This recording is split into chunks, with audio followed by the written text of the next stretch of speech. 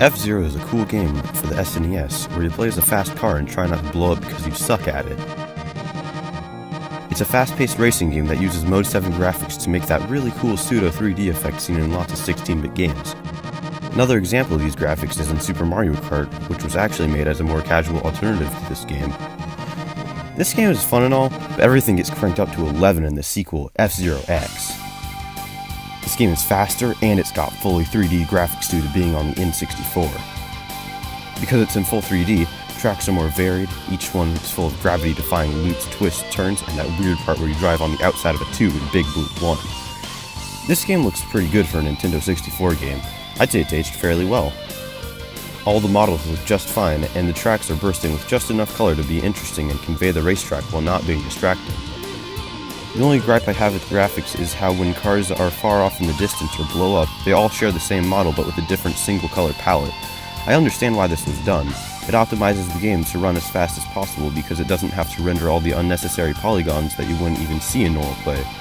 But what I'm getting at is when I'm driving the White Cat, and then I run out of energy and suddenly my machine is a busted up purple version of the Blue Falcon.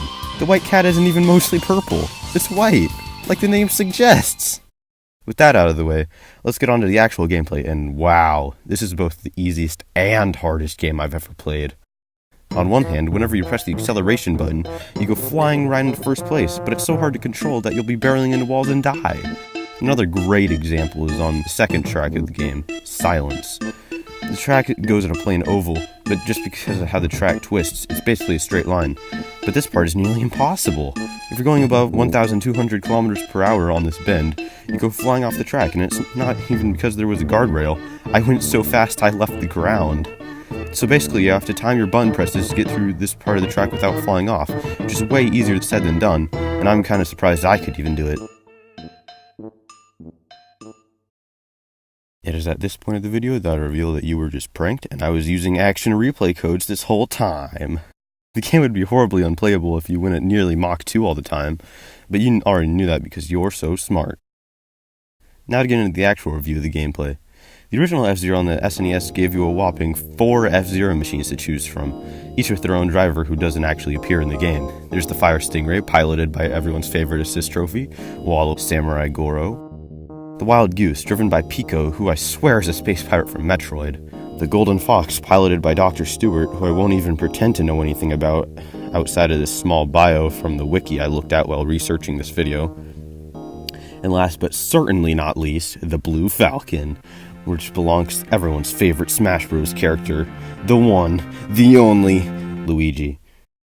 But in F-Zero X, just like everything else, the selection of vehicles is amped up, and these are gonna go pretty quick, so here's the montage. Antonio Guster, pilot of the Green Panther. Mrs. Arrow, pilot of the Queen Meteor. Baba, pilot of the Iron Tiger. Beastman, pilot of the Hyper Speeder. Billy, pilot of the Mad Wolf. Biorex, pilot of the Big Fang. Black Shadow, pilot of the Black Bull, and I really hope he's in Smash Ultimate. I mean, he could just be an echo of Captain Falcon. Smash could really use another F-Zero rep and more villains, and this character just so happens to be both at the same time. Blood Falcon, pilot of the Blood Hawk. Dr. Clash, pilot of the Crazy Bear. Drac, pilot of the Mighty Typhoon. Mr. EAD, pilot of the Great Star. Gomar and Sinnoh, co-pilots of the Twin Norita. Jack Levin, pilot of the Astro Robin. James McCloud, pilot of the R-Wit Little Wyvern. Jodie Summer, pilot of the White Cat. John Tanaka, pilot of the Wonder Wasp. Kate Allen, pilot of the Super Piranha. Leon, pilot of the Space Angler. Michael Chain, pilot of the Wild Boar. Mighty Gazelle, pilot of the Red Gazelle. Octoman, pilot of the Deep Claw. Roger Buster, pilot of the Mighty Hurricane. Silver Nielsen, pilot of the Night Thunder. The Skull, pilot of the Sonic Phantom. Super Arrow, pilot of the King Meteor. And Zoda, pilot of the Death Anchor. This turns the old number of playable characters from 4 to a big ol' 30.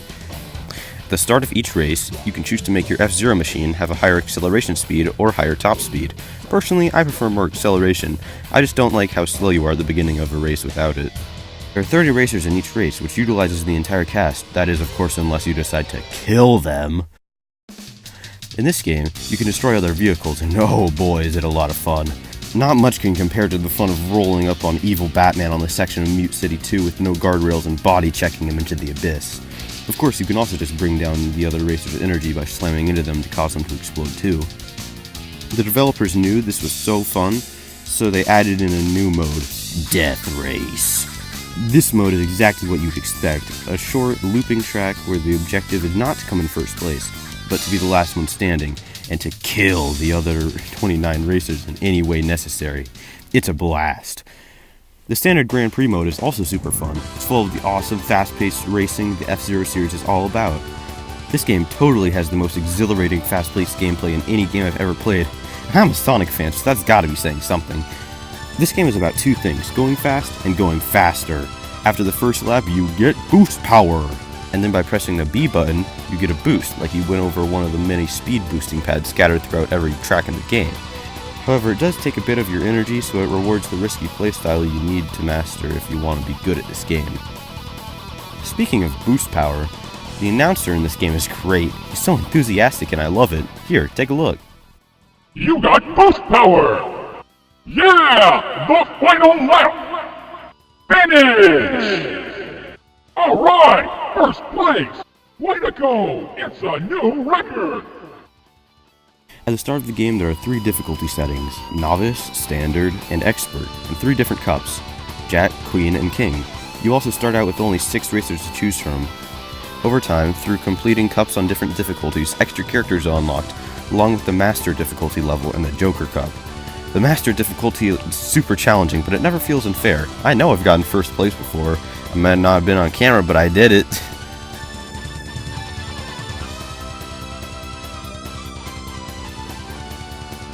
Once every single cup has been completed on every difficulty, the X Cup is unlocked.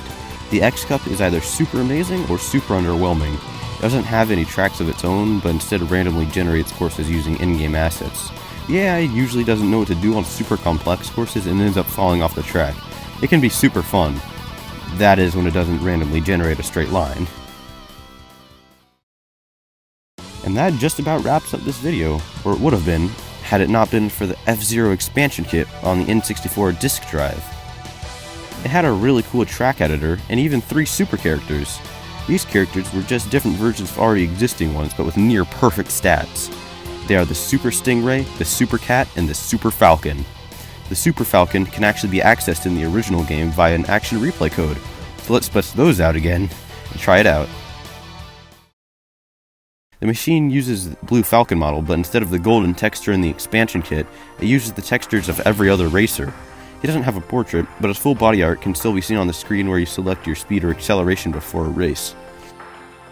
Alright, now let's try out a race with this near-perfect beast.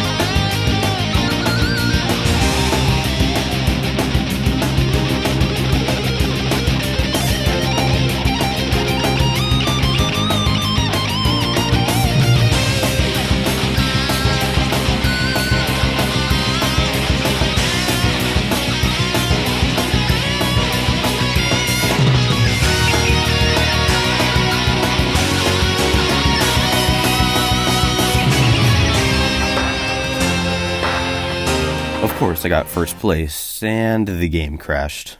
I think that's a perfect note to end on.